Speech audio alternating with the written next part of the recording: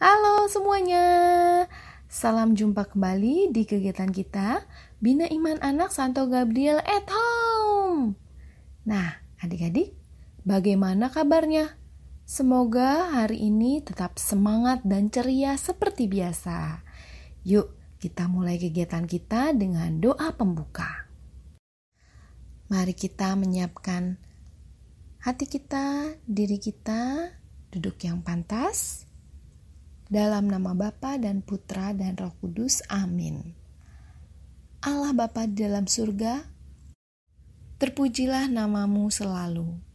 Bapa, terima kasih atas berkat-Mu sampai pada hari ini. Bukalah telinga, hati dan pikiran kami untuk mendengar sabda-Mu pagi ini. Dalam nama Bapa dan Putra dan Roh Kudus, amin. Adik-adik, tebak ya, suara apakah ini?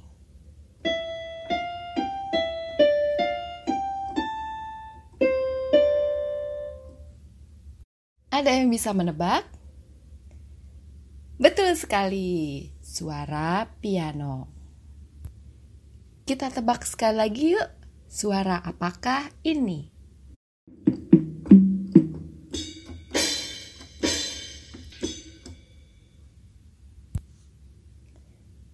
Iya, suara apa itu?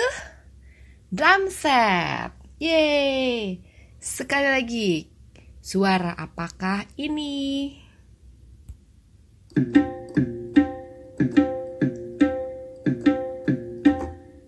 Suara gendang ditepuk. Dumpak, dumpak, dumpak, dumplak. Sekali lagi, kita coba tebak lagi ya. Adik-adik dengarkan dengan lebih baik.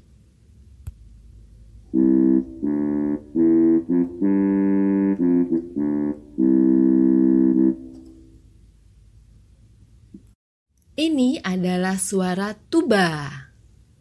Apakah ada yang kenal dengan alat musik yang namanya tuba? Kurang lebih suaranya seperti itu. Nah, adik-adik, tadi kita sudah bermain menebak alat musik atau instrumen. Seru kan ya? Nah, sekarang pertanyaan kakak adalah, apakah adik-adik tahu semua nama alat musik yang tadi? Iya, mungkin ada yang tahu, ada juga yang mungkin tidak tahu. Kalau yang tahu, karena sudah pernah mendengar. Atau ada juga yang mungkin baru pertama kali mendengar. Nah, adik-adik, apakah adik-adik tahu suara-suara yang lain? Apakah adik-adik bisa mengenal suara panggilan dari orang-orang di sekitar kita? Apakah adik-adik ingat bagaimana suara ibu? Atau suara ayahnya? Atau suara adiknya? Nah, kalau orang-orang yang terdekat, yang sering kita dengar, pasti kita hafal. Pasti kita dapat mengenali suara orang-orang yang di dekat kita.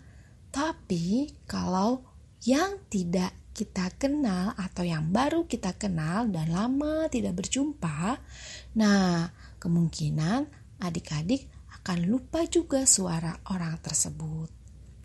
Nah, kali ini kita akan membaca kitab suci yang berhubungan dengan suara juga ya. Suara apakah itu? Yuk kita baca bersama-sama kitab sucinya. Bacaan diambil dari 1 Samuel 3 ayat 3b sampai dengan 10, dilanjutkan ayat 19. Samuel telah tidur di dalam bait suci Tuhan, tempat tabut Allah. Lalu Tuhan memanggil, "Samuel, Samuel." Dan ia menjawab, "Ya Bapa." Lalu berlarilah ia kepada Eli serta katanya, "Ya Bapa, bukankah Bapa memanggil aku?" Tetapi Eli berkata, "Aku tidak memanggil, tidurlah kembali." Lalu pergilah ia tidur. Dan Tuhan memanggil Samuel sekali lagi. Samuel pun bangunlah, lalu pergi mendapatkan Eli serta berkata, "Ya Bapa, bukankah Bapa memanggil aku?" Tetapi Eli berkata, "Aku tidak memanggil anakku, tidurlah kembali." Samuel belum mengenal Tuhan. Firman Tuhan belum dinyatakan kepadanya. Dan Tuhan memanggil Samuel sekali lagi untuk ketiga kalinya. Ia pun bangunlah, lalu pergi mendapatkan Eli, serta katanya, "Ya Bapa, bukankah Bapa memanggil aku?" Lalu mengertilah Eli bahwa Tuhanlah yang memanggil anak itu. Sebab itu berkatalah Eli kepada Samuel, "Pergilah tidur, dan apabila ia memanggil engkau, katakanlah, 'Berbicaralah Tuhan, sebab hamba-Mu ini mendengar.'" Maka pergilah Samuel dan tidurlah ia di tempat tidurnya. Lalu datanglah Tuhan, berdiri di sana dan memanggil seperti yang sudah-sudah, "Samuel, Samuel." Dan Samuel menjawab, "Berbicaralah, sebab hamba-Mu ini mendengar." Dan Samuel semakin besar, dan Tuhan menyertai dia, dan tidak ada satupun dari firman-Nya itu yang dibiarkannya gugur. Demikianlah sabda Tuhan. Syukur kepada Allah. Nah, adik-adik, tadi kita sudah membaca kitab suci bersama. Samuel, siapa yang namanya Samuel? Nah, ada juga, apakah kalian pernah dengar cerita ini tentang Samuel yang dipanggil, tetapi dia tidak tahu suara siapakah itu? Tapi yang dapat kita pelajari adalah Samuel tanggap terhadap panggilan. Ia langsung menjawab, "Bapa, apakah engkau memanggil aku?" Sampai 3 kali Samuel dipanggil. Tapi Samuel belum tahu kalau yang memanggil adalah Allah. Ia selalu pergi kepada bapak pengasuhnya, yaitu Nabi Eli. Lalu yang dapat kita pelajari lagi dari Samuel adalah Samuel mau mendengarkan nasihat bapaknya atau Eli. Samuel mau mendengarkan nasihat ketika dibilang, "Oh Samuel, Bapak tidak memanggil kamu, tidur lagi ya." Kemudian Samuel menurut, dia tidur kembali. Ketika mendengar, dia bangun lagi. Lalu dia langsung menuju ke Eli lagi untuk tanya lagi. Tapi ketika Pak Eli bilang, "Samuel, kalau nanti ada yang panggil lagi, kamu jawab ya, berbicaralah, hamba-Mu mendengarkan." Dan ia melakukan itu. Samuel mau mendengarkan dan juga melakukannya. Nah, kemudian Samuel tumbuh dalam iman yang benar dan Samuel semakin besar. Tidak hanya badan yang besar, tapi imannya juga besar. Dan ia disertai selalu oleh Roh Kudus, alias Tuhan menyertai Samuel. Nah, adik-adik, sekarang ada pertanyaan. Apakah adik-adik juga anak yang tanggap?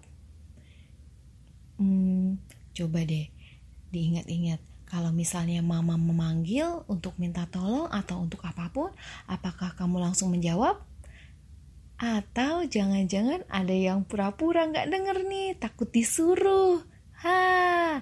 Tidak ada ya yang seperti itu ya. Pasti kalau kalian dipanggil langsung menjawab. Itu namanya anak yang tanggap. Nah, adik-adik, apakah adik-adik bisa menjadi seperti Samuel? Dia tanggap terhadap panggilan Allah. Nah, gimana sih biar jadi anak yang tanggap? Anak yang tanggap terhadap panggilan Allah akan menghindar dari perbuatan dosa. Untuk tahu perbuatan dosa dan tidak, kita harus banyak belajar. Nah, adik-adik, bagaimana belajar untuk membedakan yang benar dan salah? Adik-adik dapat belajar kepada orang tua, guru, kepada teman-teman di sekitar juga. Seperti Samuel mendapatkan arahan dari Bapak Eli. Nah, kalau kita sebagai anak-anak sekarang ini, kita mempunyai orang tua dan juga guru yang mengarahkan kita juga. Kemudian, untuk tetap dapat mendengar suara Allah, kita harus menjalin komunikasi secara terus kepadanya. Bagaimana caranya? Iya, betul, dengan berdoa. Kalau kita rajin berdoa, kita pasti akan mendengarkan suara Allah dengan lebih baik. Kita tidak boleh membiarkan suara yang menggoda kita lebih menguasai kita. Bila kita berbuat dosa, berarti kita mengabaikan suara Allah yang ada di dalam hati kita. Nah, adik-adik, kakak ingatkan kembali bagaimana caranya, yaitu dengan membuka hati kita dan jangan ragu-ragu untuk meminta pertolongan kepada orang tua atau guru, orang terdekat kita yang dapat kita percaya. Nah, sekarang yuk kita sama-sama untuk membuka hati kita dan mengizinkan Tuhan Yesus tinggal di dalam hati kita.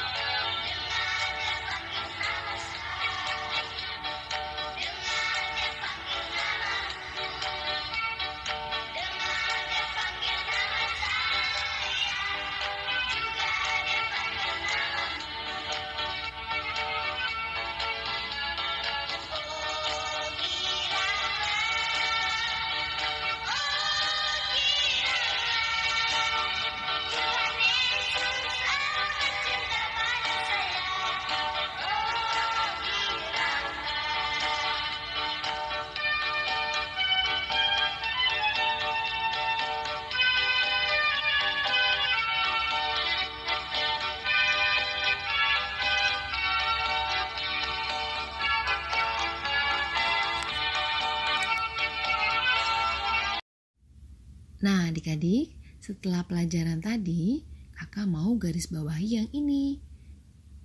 Kakak simpulkan untuk kita baca bersama-sama. Yuk, 1, 2, 3. Saya mau mendengar lebih seksama. Saya mau membuka hati untuk belajar dari kesalahan. Saya mau patuh terhadap orang tua dan guru. Yang terakhir, saya mau melaksanakan tugas yang diberikan dengan baik. Mudah-mudahan niat kita ini dapat terwujud dalam kehidupan sehari-hari. Amin. Mari kita menutup kegiatan dengan berdoa ya adik-adik. Dalam nama Bapa dan Putra dan Roh Kudus. Amin. Tuhan Yesus, terima kasih atas pelajaran hari ini. Berikanlah kami kesempatan agar dapat mendengar Engkau di dalam hati kami. Ajar kami agar tidak abai terhadap panggilan yang ditujukan kepada kami. Ajarilah dan bimbinglah kami, anak-anak-Mu ini, sekarang dan selamanya. Dalam nama Bapa dan Putra dan Roh Kudus. Amin. Baik adik-adik, sampai di sini dulu perjumpaan kita. Sampai jumpa di Bina Iman Anak Santo Gabriel at Home selanjutnya. Jangan lupa tetap jaga kesehatan dan lakukan 3M. Memakai masker, mencuci tangan, dan menjaga jarak. Semoga Tuhan Yesus memberkati kita semua. Sampai jumpa.